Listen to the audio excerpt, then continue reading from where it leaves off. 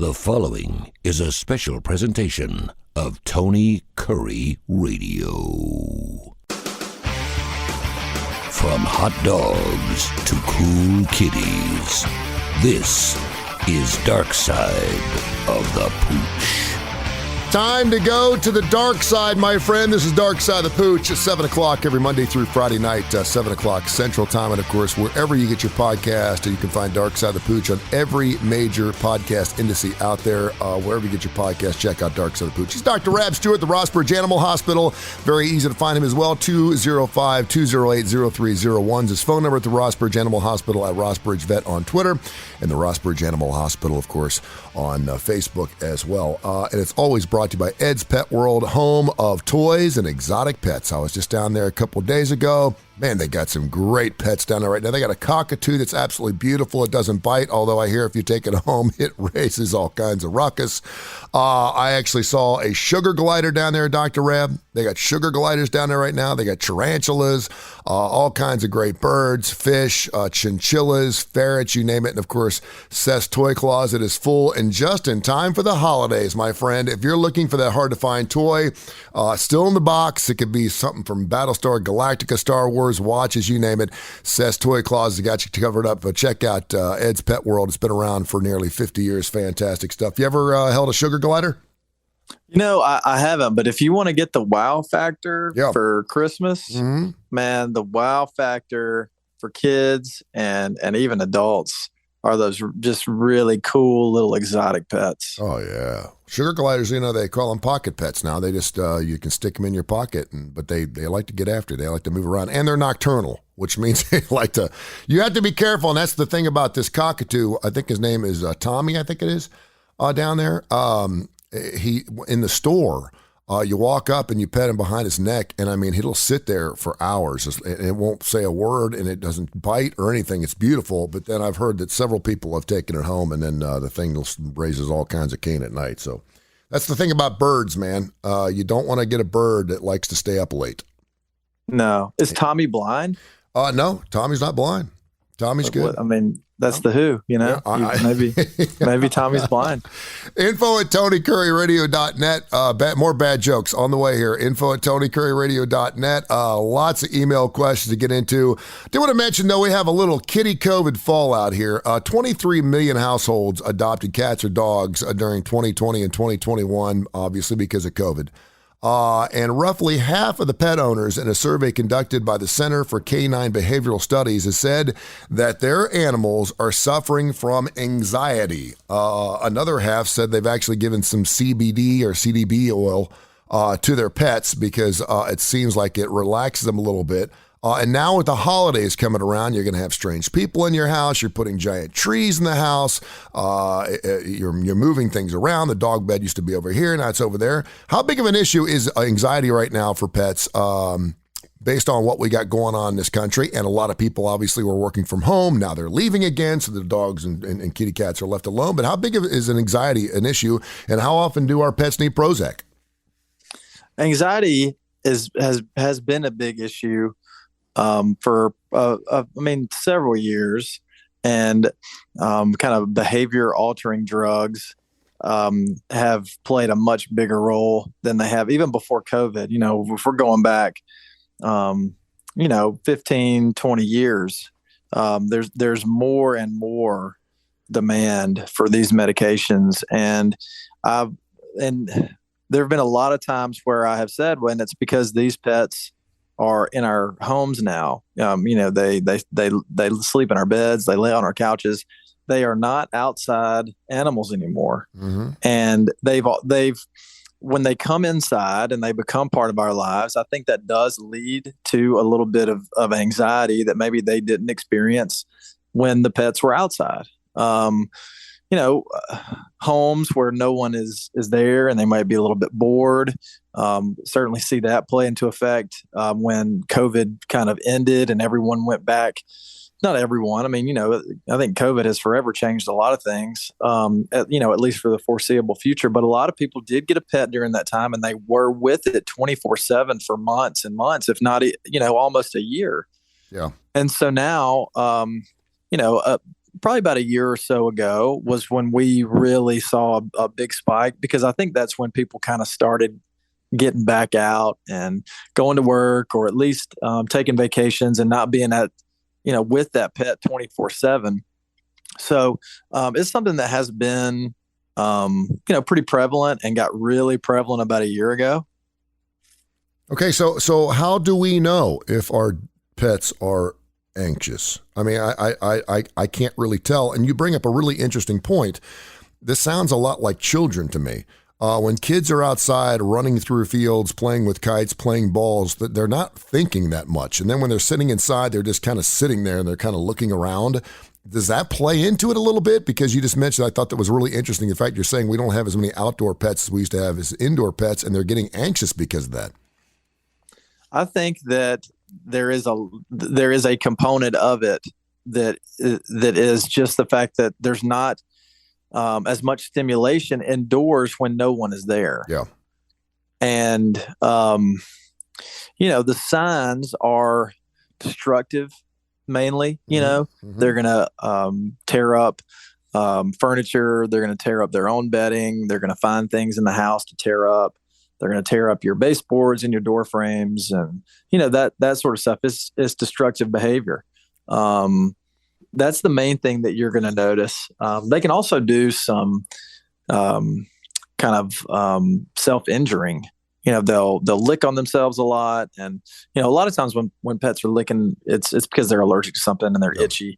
But sometimes it's because they have a compulsion. They're either anxious or depressed, or whatever the case may be. So they'll do some some self-trauma potentially, so it's usually destructive to the environment or themselves is how they display signs of anxiety. The other thing is they'll get GI problems. They'll throw up or get some really loose stool, get some blood in their stool. That's something you can see as well. That's interesting. And Jillian in New Orleans will do some mutt mail, info@TonyCurryRadio.net. This is Darkside the Pooch, 7 o'clock every Monday through Friday, wherever you get your podcast. I would think that when you're bored, certainly people, when we get depressed, we get sleepy. We just want to sleep all day. She wants to know how long should a healthy dog sleep daily? Oh, I mean, it depends on the age, but older pets, they sleep a lot. Yep. And so that's not something that is new or should be alarming, as long as they're doing all the other stuff that they need to be doing, eating and drinking and getting up and walking around. And when stimulated, they still have a pep in their step, but these older dogs, they sleep a lot. And, younger dogs sleep a lot too, but they're going to go more, short, frequent bouts of sleep. Whereas older dogs will go, longer, maybe less frequent. So that mirrors people too. You got young kids, and they may not sleep for long blocks, but they sleep for short, frequent blocks. So you'll see that too. But there's not really a set time that I could say, this is how much your dog or cat should be sleeping. If it's sleeping less, there's a problem. If it's sleeping more, then there's a problem. The best thing that I could say is just go by that guideline. Older pets sleep for longer with fewer blocks. Smaller, younger pet, not smaller, but younger pets are a little bit the opposite of that. So also, you're just looking for, just be sure everything else is okay. And if everything else is okay and they're sleeping a lot during the day, you're probably fine. Yeah, I want to get back to this. This is really interesting. I want to get back to this depression, anxiety in our pets. Is it purely how we're reacting with them and how engaged we are with them, whether they're happy or not, or is there clinical depression in dogs? Is there chemical imbalances in dogs' brains? Do we know that? There are chemical imbalances with some dogs. Some dogs, and you can start this conversation when they're puppies and they may not be socialized, socialized with other dogs. They may not be socialized with people. And that's where a lot of these behavioral problems start, because, they're very young and they're impressionable, and they may not be imprinted on when they should be imprinted on. And so that's going to lead to some behavioral issues, and it's going to lead to some anxiety issues, and maybe, some depression issues. the normal the normal dog, I would say, they may feel a little bit of anxiety, especially when the owner leaves, or is gone for long blocks of time. The dogs that truly have, serious emotional problems that really need medication or need to have a professional veterinary behaviorist get involved, those are few and far between. Okay. Who really knows what happened there? But I think that in my just, clinical everyday experience, I think most of the dogs that have just these, really tough behavioral problems, whether it's aggression towards dogs or aggression towards people, or separation anxiety, a lot of those dogs are the dogs that were adopted or found as strays. Mm-hmm. And it's like we talked about a few minutes ago, and we've talked about in the past, they didn't have that socialization window, and that makes such a big difference. So for people that are if you're still in the market for a dog, if you're going to get a young puppy, don't let the fear of contagious viruses get in the way of getting them in front of people and in front of other dogs. You just have to be sure that, you're putting them in an environment that's safe and healthy and not a lot of risk of exposure to disease, like parasites and viruses and bacteria, and just really make it a priority to expose them to different people and different dogs. And then if you're in the market for an older pet, that you may be getting from the Humane Society or you may be getting from a rescue group, just do your homework and be sure that dog fits your lifestyle. If it's a dog that needs a lot of attention or was surrendered because of, anxiety from separation, then, you need to be someone who spends a lot of time at home or works from home. So just take time to be sure that you're a good match for the pet and not just, throw caution to the wind and just go grab the first dog, you find. Yeah, it does make a lot of sense, though, because if, as a whole, Americans are becoming more anxiety-ridden and depressed, and we are, then it would figure that our pets probably would, because they take on our personalities, correct? I mean, we know that dogs sense when we're afraid or when we're anxious or when we're depressed, and so they would probably take on some of those characteristics. Really interesting. Dr. Rab, Stewart, Rossbridge Animal Hospital, at Rossbridge Vet on Twitter, the Rossbridge Animal Hospital on Facebook, and, of course, you can call them anytime at 205-208-0301. You are still taking new patients, I'm assuming, but I did see this other story about there possibly being a veterinarian shortage going on right now, and that people are having to wait a little longer. Is that affecting you? And obviously, if you have shots coming up or you have biannual types of things, you want to keep those appointments to make sure you can get in. But what are you seeing there? This is it's a problem, and it was a really big problem coming out of COVID when everyone got those pets, and it's just like anything else. When you just have an explosion of people that are getting pets, the demand is really high, and then the supply from veterinarians, that didn't change overnight. Yeah. You can't just materialize a veterinarian out of thin air. They have to go to school. They have to graduate from an undergraduate program, and then they have to go to 4 years of vet school. And that's a really hard thing just to pump out, because schools are only equipped to handle a certain amount of people. And I was one of the last classes that came out of Auburn, and we kept it under 100 graduates a year. And then several years later, maybe 6 or 8 years after I graduated, they built a new school down there. And I think they increased enrollment to maybe like 120, 130 mm-hmm. for each class. But there's, you can have a dog have puppies a lot faster than you can graduate a bigger graduating vet school class. So that takes about 2 months to have puppies. Yeah. And it takes a lot longer. So there is a shortage. And the other thing that I think this is something I could probably talk about for way longer than anybody wants to listen to it. But, the other thing that the veterinary industry is going through is we are losing a generation of veterinarians who made it their life's work. Yeah. And considered it a badge of honor to work 7 days a week, and 12 hours a day. And those veterinarians, like seriously, God bless them. They're phasing out, they're 60 and 70 years old. And so when you have a veterinarian that has, been working that hard for that long, to replace him, and this is going to be a little bit of the, get off my lawn rant here, to replace those people. In some places, it takes two people to replace someone that worked that hard for that long, because let's just face it, as we get, as we get further along, people want to work less and less. I mean, that's just the way the world is. That's the way the world is now. Nobody wants to work. And so you have people that, they don't, it's hard to get them to work. It would take like 6 vets to replace you, wouldn't it?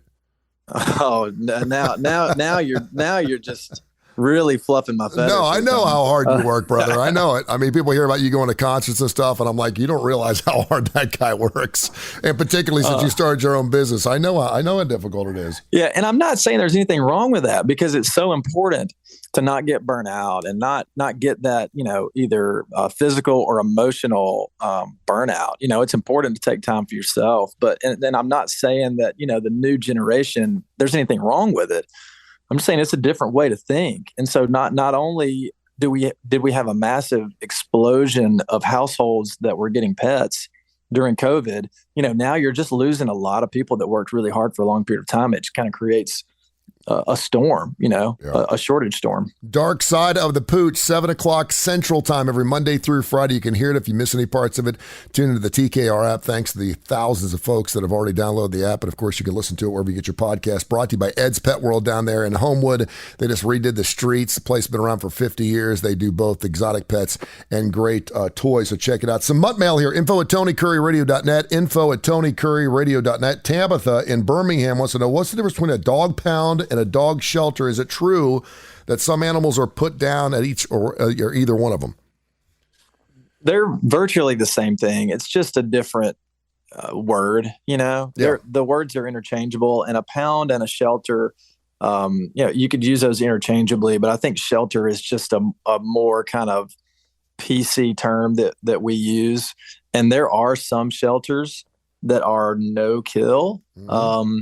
Meaning that they won't euthanize any pet from a standpoint of we can't home it. Now there are definitely going to be situations where a pet needs to be euthanized for medical reasons, in those places, but it's not due to crowding. You know what I'm saying? It's not, well, this pet's been here for 6 months and that's the cutoff and now it's time to put it to sleep. So they don't do that. I mean, well, are there kill shelters? Oh yeah. I mean, there are shelters where if a pet is there long enough, then, and it's, they haven't been able to adopt it. Yeah. I mean, there's, and they're, those places are usually more, out in rural areas. But yeah, I mean, unfortunately there are pets that are put to sleep that for non-medical reasons, but they just can't find a home for them. That's very unfortunate. Yeah, it is unfortunate. And the Greater Birmingham Humane Society does a great job. I mean, I just applaud them so much because they take on pretty tough cases and cases that, are I would consider very hard to, rehabilitate and get pets adopted. And the stuff that they can do over there is just amazing. They do a great job there. I'll tell anybody that would listen. They do a great job. Speaking of rehabilitation, Stephen in Marietta, Georgia, wants to know, he recently heard about a Georgia man that was arrested in a dog fighting ring bust. There were over 100 dogs that were seized. Can these dogs ever be reformed as pets? I think they can. But what do you do? I mean, if a dog's been bred to fight, I mean, how I guess it would just take a lot of time, right? Yeah, and I think that I think that some dogs will fight, no matter what, and then some dogs are forced to fight, and so the dogs that are forced to fight, I think those are the dogs that would be a little bit easier to rehabilitate. But there are some dogs that's just in their DNA at that point. And you just have to be very, very careful, before that dog is really placed anywhere. It would take a lot of kind of socialization tests to be sure that dog was safe. Yeah. So yeah, you just have to be careful. Bob in Huntsville heard that dogs can't smell unless they lick their noses. He heard that they lick their noses to retrieve some type of scent chemical, and that goes in their mouth, that goes to their brain, and that helps them smell. Is that true? I've never heard that. Okay. Now, I wouldn't be surprised if there was a little bit of truth in that.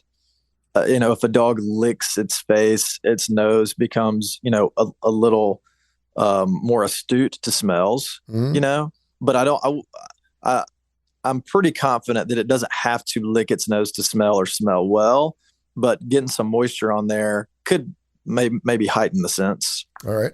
Info at TonyCurryRadio.net. Info at TonyCurryRadio.net. At Rossbridge Vet on Twitter. Rossbridge Animal Hospital on Facebook. And of course, you can hear the show 5 days a week, 7 o'clock Central Time, right here on the TKR app when you're listening to it right now, or perhaps on your podcast, your favorite podcast. We're all over the place. Darkside of the Pooch. 208-0301, area code 205. Jim wants to know, do you like the song How Much Is That Doggy in the Window? And he wanted to know, did you realize that was a number one hit? Oh man, I did not realize that was a number one hit. I'm gonna have to look that one up. I wonder what year. I wonder what year would you think? I did a little research. Patty Page in 1953 was the only one to have a number one hit with How Much Is That Doggy in the Window? And that was a number. Can you imagine living in a it's all like people from different generations, they just look at whatever's going on and they just, laugh. Can you imagine living in a world where that was a number one song? Could you imagine living in a world to go see her sing that live? Could you see Patty Page opening up for Fish in New York City at Madison Square Garden? Oh my gosh. So I think I just answered his other question, and with that answer, like, have I ever enjoyed hearing it? And I'm going to go with no. First of all, the songs back then were all 2 minutes long, and the concerts would be 20 minutes long, and you'd be done, even with an encore. Yeah. Hey, there's the non-musical fans that have to be, drug kicking and screaming by their spouse to concerts. They would be pumped at that point. Oh, wow, 20 minutes. You know what, though? When you go to Chattanooga, you can't say Chattanooga without saying what? Choo-choo. Exactly. And you cannot see a dog on the interstate in the window and not say, how much is that dog in the window? It's impossible. That's right. And gone are those days. I don't think they have, outside like PetSmart, who does adoption stuff. Do we even have pet stores anymore? That was the number. When you went to the mall, I remember the Parisians, the Galleria, yeah. They used to have a pet store there, and you always went in the pet store, and you'd look around, and of course, a lot of people, 90% of them just were window shopping, and they tried to sell you a pet. But those don't exist anymore, do they? Outside pet stores like Ed's? No, I don't think they do. And I remember exactly what you're talking about. Yeah. It was right there on the right. Yep. You walked out of the department stores right there on the right. People are freaking out right now. Listen to Darkside of the Pooch. We used to have dog and cat stores. They may have sold a bird or a hamster, but they used to sell dogs and cats in the mall. And there was one in almost every single mall. You went to the pet store and you'd look in there and you pet the little kitty cats and then you leave.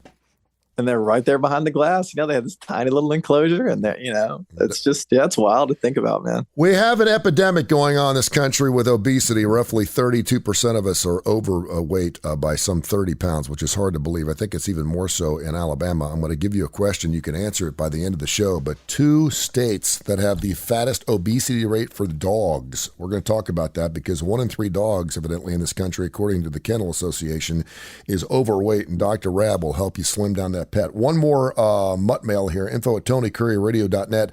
Jocko in Fort Payne says he heard that puppies can't hear or see for up to 2 weeks after they're born. Is that true? And how do they find their food? And how do they hear us talk to them? That's true. Really? Yeah, that's true. That's true. It takes a couple weeks for their ear canals to open, their inner ear to open up. And that they also don't see. So they go by feel and they go by smell and they go, by taste. So, the mother is responsible for making herself available to the puppies, and the puppies just instinctually root around with their noses until they find the teat, and then they get on it. And that's why when you have a litter that might be a little bit large, if you have more puppies than the mother has teats, then the owner has to do a pretty good job of rotating those puppies, because that's how puppies don't make it. It's because sometimes they have problems being born. Maybe it takes too long to get them out of the birth canal, and so they're oxygen deprived and they don't develop well.